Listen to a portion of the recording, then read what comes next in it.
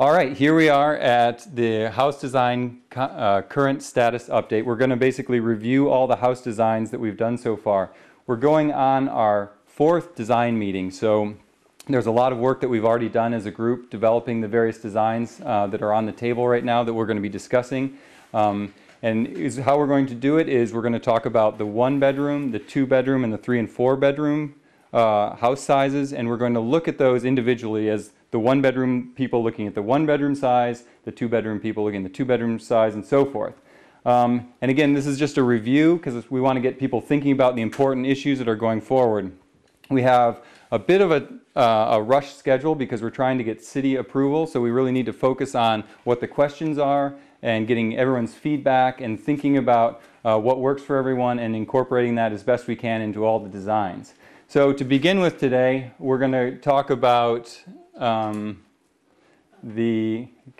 Judy's, there we go. To begin with today, we're going to talk about, first of all, very briefly what a geologic home is, and then we're going to break out into individual videos talking about the 1-bedroom, the 2-bedroom, and the 3- and 4-bedroom options.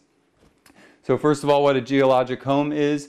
Very briefly, it is a super insulated building with R45 wall, super insulated roof, slab on grade construction, extremely little in terms of the mechanical and heating systems, high quality windows, passive solar orientation, and air sealing. You've all probably seen the prototype by now and what we've done there, but these are just some images of the slab on grade foundation, super insulation, and some of the other air sealing details that we've been doing so far, including high quality windows and heat recovery ventilation for a healthy indoor air environment. And in addition to that, with a little bit of solar thermal hot water and photoelectric solar panels, we can bring these buildings to net zero, which will be an option, not necessarily included in every price, but something that can be added on in the future. So now we're going to break off into each individual bedroom size and look at what we've done so far and what we need to do. So now we're looking at the 3-bedroom option, which is probably the size option that has the most variation. We're looking at a 1300, a 1500, or 15 and 1700 option.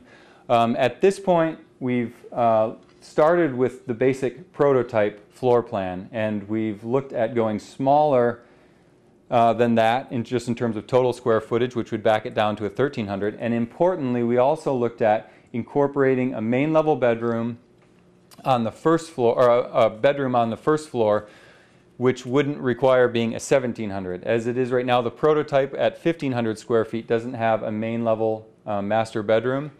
To do so, it would need to be a 1700 square foot. So we'll look at those plan options as we go forward. First of all, the location of these buildings on the site are usually in the back row. There is one in the front, and then at the sides here, again with the taller massing, we tried to put it in places where it wouldn't block as much of the view shed of other parts of the community, so we've chosen those locations. And to start with, we also have the 1300 here. This one was developed as a request from the group. It's a custom design. It didn't come off our geologic pre-designed, so there's additional design fees associated with this particular unit. It's as small a unit as we could do that has the 3-bedroom option with a possibility of 1-floor living with a master bedroom there. The restrictions of the size of the footprint, it's just a very simple stacked volume. However, don't allow for a full master bathroom for this room. It's just a powder room in this location. And also with the smaller size here, although extremely generous for, say, a studio or type space, doesn't really have much room for a dining room, which is usually associated, or a dining table at least, which is usually associated with a house of this size. So very restricted square footage, the ability to have a bedroom down here, but with some limitations as the bathtub is upstairs in this particular unit. It has the ability to have a porch and various other pieces to it. Next slide, please. This is what it looks like right here. It actually, massing-wise, its size works very well in terms of the community because it has a very restricted footprint, but that obviously has some trade-offs in terms of interior spaces. The next option is the 1500, what we call the 1500 ml. This one is basically the same plan as we did before, but with about 5 or 7 more feet. The benefit of the 5 to 7 more feet allows for a reasonable size master bedroom on the first floor and a full-sized bathroom. More living space in the main area with a dining room. The upstairs doesn't have the full plan as this one does. It just has a small square, which results in the shed form on the side of the building right there, which is basically covering the entry and the kitchen area.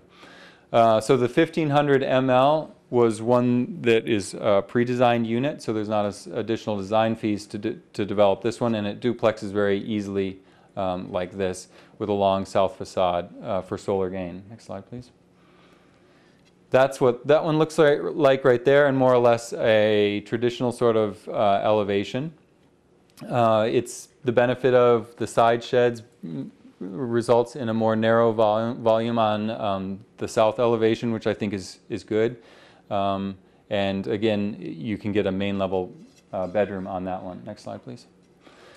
This plan right here is that of the prototype that we're building right now. So a lot of you are familiar with the kitchen across from the stair, the dining and living room, the porch with the mudroom and powder room. This is probably a bit more generous in terms of floor plan size than the previous one, but with the limitation of not having a master bedroom option on the main level. That would have to happen in addition to what we call with the 1700. Next slide, please.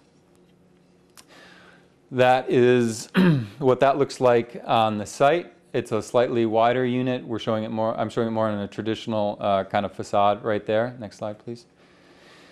And then following that is the 1700, which is basically the prototype with the addition of the main level, which is an additional 200 square feet.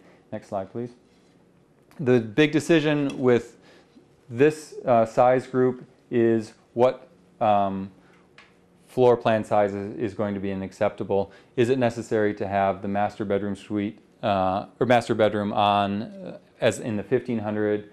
If it is, then we need to go with what we call the 1500 ml, or can the master bedroom be in the 1700 as we have it here? That's, I think, the main question that we have to deal with. And ideally, we would come up with one solution. By having just one solution to this, there's going to be less cost in terms of design and construction, but that's something that we're going to have to work out in the group. All right, so to conclude here, what we're really focused on doing is first of all, presenting the information of where we are, what we've discussed, what we've come up with. From there, we want to get everyone's feedback. The first way of doing that is after viewing this, the questions that you have about your own bedroom size to email to Sana so she can compilate that information before the meeting. Because going into the meeting, we're really going to want to focus on what the questions are, what options there are out there that people need to have addressed in terms of floor plan size, square footage, in terms of numbers of bedrooms or other sort of pieces of program that would affect the size of the units in terms of its footprint and also its massing in terms of the site. We need to get those decisions made specifically because we have to take that information to the city so we can keep on track with the planning process as we go forward. And that deadline's coming up. So we're going to focus on getting the information, taking that in, digesting it, and if people can come prepared to the specific unit design meetings, that would be great because that will allow us to really move forward with this and make those decisions. Thanks.